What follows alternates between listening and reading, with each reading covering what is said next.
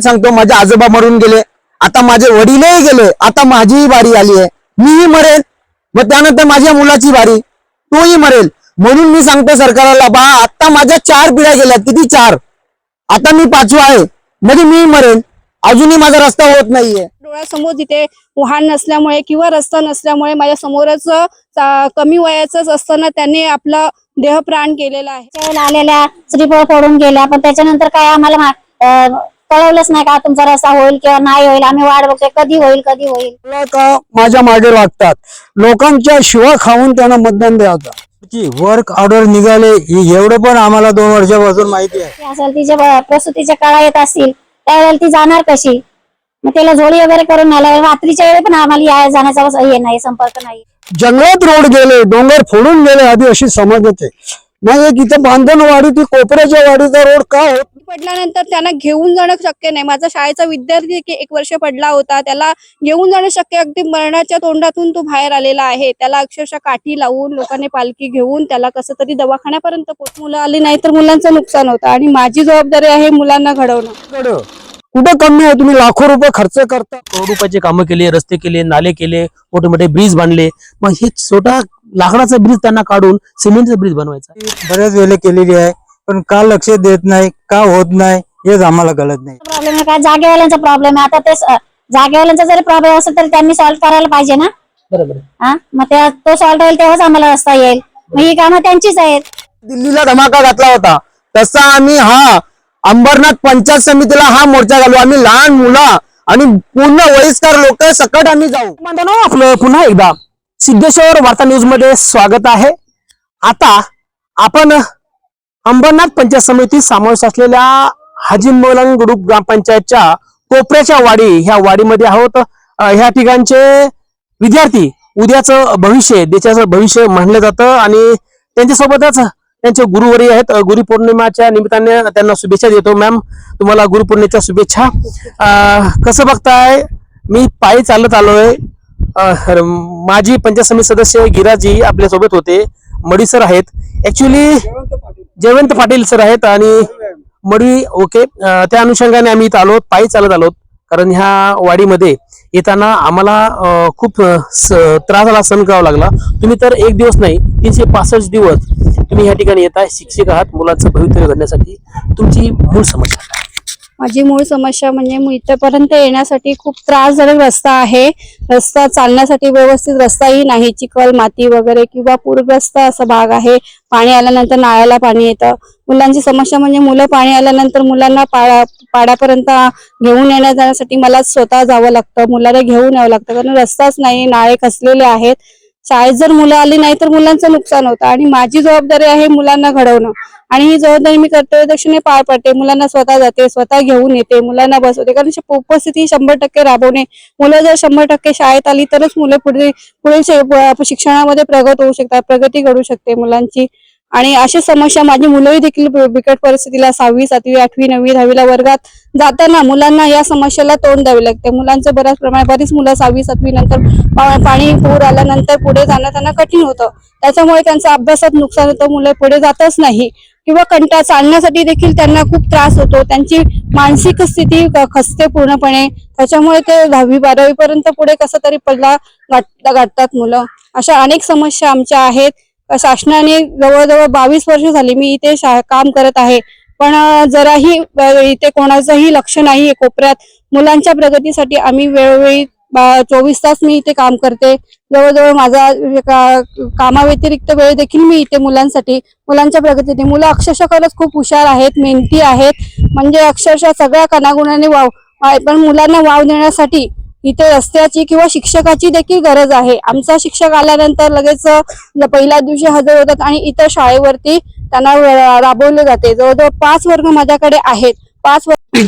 Ma'am, आता तुम्ही हे सगळं सस्ती सांगितली, मुलांचा अंतर्मनातील वाव आहे, गुण आहे त्यांच्याकडं, आणि ते गुण तुम्हीच ओळखू शकताय.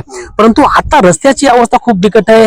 आमदार खासदार मोठे मोठे गणगणा गवगळा करतात की आम्ही विकास कामं केले, कार्यसम्राट, कार्यतत्पर, कार्यकुशल अशी त्यांना उपाधी मतदाराकडून भेटते. हे खरंच काही कामं केलीत का त्यांनी? अहो नाही, दरवेळेस इलेक्शन वगैरे आल्यानंतर फक्त इथे येतात, उद्घाटन करतात, आम्हाला काहीतरी आशा अपेक्षा करून देतात का तुम्ही आम्हाला वोट द्या, आम्ही रस्ता 100% इथे करू. पण नंतर इथे आल्यानंतर पुढे अवस्था तेच, रस्ता फक्त बांधणवाडीपर्यंतच आम्ही आलेला बघितलेला आहे. पुढे या मार्गापर्यंत रस्ता किंवा इतर कोणतंही हे नाही. बाबा इथे ओढा आहे, ओढ्यावरती एखादं पूल वगैरे मुलांना बांधून द्या, येण्या जाण्याची मुलांची तरी समस्या तुम्ही हे करा, पण ती समस्या मॅम मी आडवा येतोय. एखादी गरोदर महिला जर ह्या रस्त्यावरून तिला जर कळा आल्या, प्रसूतीसाठी कळा आल्या, तर ती अवस्था कशी असेल त्या महिलेची? आणि ह्या आरोग्य विभाग असेल, बाकी शिक्षण विभाग असेल किंवा सामान्य विभाग असेल, प्रशासन असेल, ह्याकडे काय लक्ष? हे म्हणजे आधी ह्याकडे म्हणजे लक्ष देण्यासारखं असं आहे की समस्या इथे रस्ताच नसल्यामुळे कोणतंही वाहन मिळत नाही. आज परिस्थिती अशी आहे का अनेक लोक इथे मृत्युमुखी म्हणजे आजारी पडल्यानंतर त्यांना घेऊन जाणं शक्य नाही. माझा शाळेचा विद्यार्थी 1 वर्ष पडला होता, त्याला घेऊन जाणं शक्य, अगदी मरणाच्या तोंडातून तो बाहेर आलेला आहे. त्याला अक्षरशः काठी लावून लोकांनी पालखी घेऊन त्याला कसं तरी दवाखान्यापर्यंत पोहोचवलं.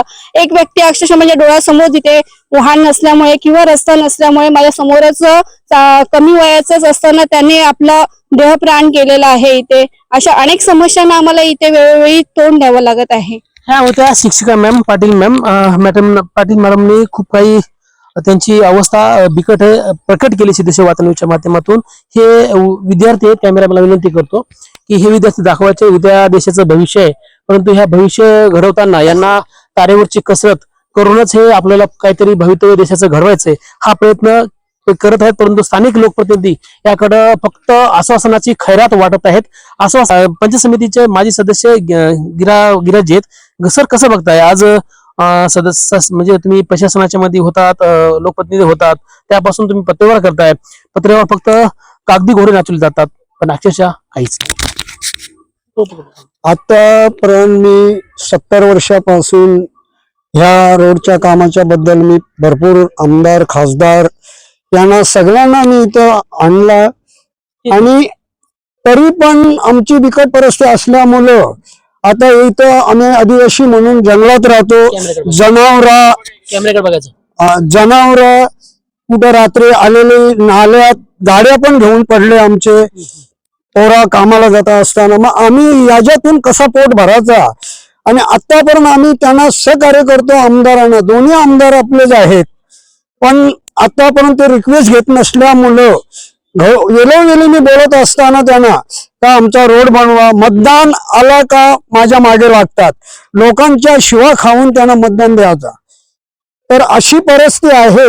तर मला एवढंच बोलायचं आहे का माझ्या संदर्भ भागातून आज तुम्ही पत्रकार आले, लय चांगला झाला मलंग बाबाच्या ह्याच्यातून, आणि तुमचा अजूनही चांगला होईल या रस्त्याच्या बाबत. नाही, तुम्हाला मलंग बाबा पावला पाहिजे. ह्या लोकप्रतिनिधीच्या कानामध्ये काही कानमंत्र टाकला पाहिजे. प्रत्येक एकादशी असेल, आषाढी असेल किंवा श्री मलंग बाबाची जत्रा असेल, त्या ठिकाणी त्यावेळी खासदार श्रीकांत शिंदे, आमदार सुलभाताई गायकवाड, माजी आमदार गणपतसिंह गायकवाड, आता आज रवींद्र चव्हाण, मला वाटतं तिकडले ते बाकीचे आमदार सुद्धा आलेले आहेत. म्हणजे काय जयांगी मोठेपणा तयार ना कधी. मग देवाच्या दारी तुम्ही इकडं सगळी कारभार इसरून जाताय का? कसं बघत काय म्हणतात तुम्हाला? त्या कारभारातून सगळं काय त्यांना माहिती देऊन पण आपण काय आमचं गाव निश्चित राहिलेलं आहे. गावोगावी जंगलात रोड गेले, डोंगर फोडून गेले आधी अशी समज येते. मग एक इथं बांधणवाडी ती कोपऱ्याच्या वाडीचा रोड का होत नाही? भले समजती असेल एखाद्या सावकाराची जागा, तर तुमच्याकडे निधी आहे सरकारकडं, कुठं कमी आहे? तुम्ही लाखो रुपये खर्च करता. मग एक गरिबांसाठी जर रोडसाठी खर्च करून त्या जागेवाल्याला जर पैसे दिले आणि तो रोड लवकर बनवून घेतला, त्यांनी मागे आम्हाला JCB चालू करून दिली का? कारण काही आमची हरकत नसल्यामुळं. त्याच्या जमीनचे पैसे त्याला भेटले पाहिजे ना. तर त्याच्या जमिनीचेच पैसे त्याला भेटले नाही, तर त्याच्या विरोधात जाऊन आपण काय करणार आम्ही? साहेब, आतापर्यंत मी पंचायत समितीला निवडून आलो, वन हक्क दावी माझ्या माध्यमातून मी तयार केली. राहायला जागा नव्हता आम्हाला, आणि त्या जाग्यापासून मी या फारीस खात्याला अर्ज देऊन तो 7-12 तयार करून घेतला घरांचा, आणि तो जवळजवळ 70 तो 80 एकर जागा आमच्या 9 लोकांच्या ताब्यात आहे. हा माझा म्हणणं आहे. परत काही असं जर झाला आणि इथून आम्हाला हलवतील तर त्याची जबाबदारी सरकारने घ्यावा. बरं सरजी कसं बघताय? पाटीलजी, आज बिकट अवस्था आहे. ढग आलेत, मुलं उभा टाकलीत आणि आज ह्या अविकसित म्हणजे आदिवासी समाज हा मूळ निवासी समाज आहे, बरोबर आहे. आदिवासी समाज हा मूळ निवासी समाज असताना त्या ठिकाणी त्यांना एवढी नागरी सुविधा, एवढं शासन म्हणतं एवढं करोड रुपयाचे कामं केले, रस्ते केले, नाले केले, मोठे मोठे ब्रिज बांधले, मग हे छोटा लाकडाचा ब्रिज त्यांना काढून सिमेंटचा ब्रिज बनवायचा आहे. काय प्रयत्न असणार आहे तुमचा? प्रयत्न बघा, आता आमदार, दोन्ही आमदार जे जागा मालकाकडे, आम्ही स्वतः माझ्या हिशोबात 4 ते 5 वेळेला आले असतील, आणि या रोडची वर्क ऑर्डर निघाले एवढं पण आम्हाला 2 वर्षापासून माहिती आहे. मग ते कुठेशी काय राहिले त्याचं ते तेवढं काही आम्हाला त्याची पण आता हे नाही. म्हणजे नाही, मी आता बघितलं येताना, तुम्ही पण होतात, मी पण कॅमेऱ्यामध्ये तुम्ही ऍड केले. चिखलाची वाट आहे आणि मुंबई ही हक्काच्या अंतरावर 50 किलोमीटर मुंबई असेल, म्हणजे आर्थिक राजधानी. पण ह्या राजधानी असून सुद्धा ह्या स्थानिकांचे असे हाल आहेत. आरोग्य समस्या आहे, शिक्षणाची समस्या आहे, बाकी सर्व समस्या आहेत. त्या समस्येला कसं तोंड देताय आणि तुमचे आमदार असतील, तुमचे खासदार असतील तर काय मागणी करणार? मागणी तर आम्ही बऱ्याच वेळेला केलेली आहे, पण का लक्ष देत नाही, का होत नाही हेच आम्हाला कळत नाही. आपल्या समोर स्थानिक रहिवासी आहेत. ताई, कसं बघताय? महिलाला प्रथम प्राधान्य दिलं जातं, परंतु आता तुमच्या ह्या वाडीमध्ये रस्ताच नाहीये, मग कुठलं प्राधान्य? रस्ताच नाही, हाच मोठा प्रॉब्लेम आहे आमचा. बाकी मुलांना शाळेत जायला प्रॉब्लेम होतो, नाल्याला पाणी आल्यानंतर मुलं त्या बाजूला कशी जाणार? पालक घरात असतील तेव्हा आणायला जातील, सोडायला जातील. जेव्हा पालक पण घरात नसेल तेव्हा मुलं शाळेत जाणार कशी? हा मोठी समस्या आहे. म्हातारे वयस्कर प्रौढ लोक आहेत, त्यांच्यासाठी पण सोय नाहीये काय जाण्या येण्याची. तो लाकडी पूल केलाय, तो कधी पण तुटू शकतो. मुलं खाली पडली त्याला जबाबदार कोण? काय मुलांना काय झालं तर जबाबदार कोण? याला शासनच जबाबदार आहे ना. हा, मग आम्हाला तेच मोठा प्रॉब्लेम आहे. एखादी गरोदर स्त्री असेल, तिच्या प्रसूतीच्या काळा येत असतील, त्यावेळेला ती जाणार कशी? मग त्याला झोळी वगैरे करून न्यायला, रात्रीच्या वेळी पण आम्हाला या जाण्याचा हे नाही, संपर्क नाहीये. रात्रीच्या वेळी पण जाऊ येऊ शकत नाही बाहेर. दिवस बुडायच्या आत आम्हाला घरी यायला लागतं कुठं गेलं तरी. रात्री आलं तरी या पावसात चिखलात येणार कसं, जाणार कसं? हा मोठा प्रॉब्लेम आहे आमचा. बाकी सगळ्या सोयी आहेत, पण आम्हाला रस्त्याचाच मोठा प्रॉब्लेम आहे, आणि तो रस्ता आम्हाला करून द्यायलाच पाहिजे शासनाने. पण शासन निर्णय कधी घेतं की लोकप्रतिनिधींना पाठपुरावा केल्यानंतर? मग तुमचे स्थानिक आमदार सुलभाताई गायकवाड ही पण महिलाच आहे. मग महिलेकडे महिलेचे प्रश्न आहेत ते महिलेला माहित असतात, त्या जाणीव असते. पण महिलेकडे म्हणजे आमदाराकडे काय मागणी असणार? रस्त्याचीच मागणी आहे ना आमची, दुसरी कसली मागणी नाही. बाकी सोयी आम्हाला सगळ्या आहेत, पण रस्त्याचा हा मोठा प्रॉब्लेम आहे आमचा. सुलभाताई मागच्या वेळेला आलेल्या श्रीफळ फोडून गेल्या, पण त्याच्यानंतर काय आम्हाला कळवलंच नाही का तुमचा रस्ता होईल किंवा नाही होईल. आम्ही वाट बघतोय कधी होईल कधी होईल. असं समजलं की निधी मंजूर आहे, परंतु मध्ये रस्त्याचा प्रॉब्लेम आहे. रस्त्याचा प्रॉब्लेम आहे, काय जागेवाल्यांचा प्रॉब्लेम आहे. आता ते जागेवाल्यांचा जरी प्रॉब्लेम असेल तर त्यांनी सॉल्व्ह करायला पाहिजे ना. बरोबर. हा, मग तो सॉल्व्ह होईल तेव्हाच आम्हाला रस्ता येईल. मग ही कामं त्यांचीच आहेत, स्थानिक लोक थोडीच करणार ते. काय नाव आपलं? सुनीता किसन भगत. ह्या होत्या सुनीता भगत यांनी आता सांगितलं की महिलाच्या समस्या खूप गंभीर आहेत. तोही रस्ता असेल तर ठीक आहे, कारण आम्ही 40 वर्षापासून या ठिकाणी वास्तव्यात आहोत आणि अद्यापपर्यंत हा रस्ता झालेलाच नाही. नेते स्थानिक आमदार सुलभाताई गायकवाड असतील किंवा माजी आमदार गणपतसिंह गायकवाड असतील, माजी मुख्यमंत्र्याचे सुपुत्र श्रीकांत शिंदे हे डॉक्टर खासदार श्रीकांत शिंदे आहेत, हे 3 वेळा खासदार झालेले आहेत. 2 वेळा संसद रत्न त्यांना पुरस्कार प्राप्त केलेला आहे. परंतु साहेब, संसद रत्न पुरस्कार प्राप्त केला, परंतु ह्या वाडीकडे तुम्ही गांभीर्याने लक्ष दिलंच नाही. कारण तुम्हाला फक्त मताचं राजकारण करायचं असतं. कारण मत तुमच्या झोळीत पडली की विषय संपला, काम सरो वैद्य मरो. परंतु इथं स्थानिक लोक राहतात, मूळ निवासी आहेत, आदिवासी समाज आहे, हा मूळ निवासी आहे.